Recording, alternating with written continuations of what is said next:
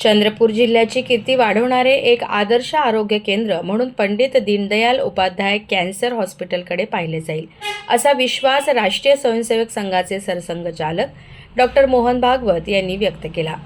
चंद्रपूर येथे सुमारे 280 कोटी रुपये खर्चून उभारलेल्या 144 खाटांच्या भव्य व अत्याधुनिक पंडित दीनदयाल उपाध्याय कॅन्सर हॉस्पिटलचे लोकार्पण त्यांच्या शुभ हस्ते पार पडले। या उद्घाटन सोहळ्यात ते बोलत होते। या हॉस्पिटलमुळे चंद्रपूर जिल्ह्यासह परिसरातील कॅन्सरग्रस्त रुग्णांना मोठा दिलासा मिळणार असल्याचेही त्यांनी यावेळी नमूद केले।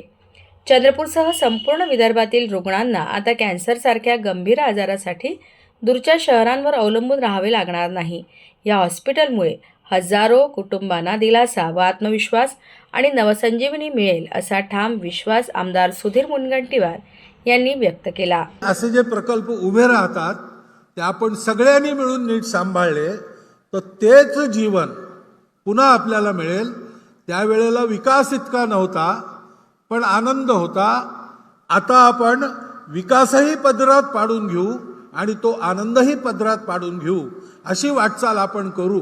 मला वाटते आज या उद्घाटन कार्यक्रमाच्या निमित्ताने आपण सर्वांनी मनोमन हा संकल्प करावा की आपल्याला जितका वेळ मिळेल काढता येईल तितक्या वेळाने कोणाचा सहयोग मोठा राहील, कोणाचा सहयोग कणभर राहील, पण आपापल्या क्षमतेची पूर्ण कसोटी लावून आपण हा प्रकल्प नीट चालेल याची काळजी आपापल्या कामाला सांभाळत करू।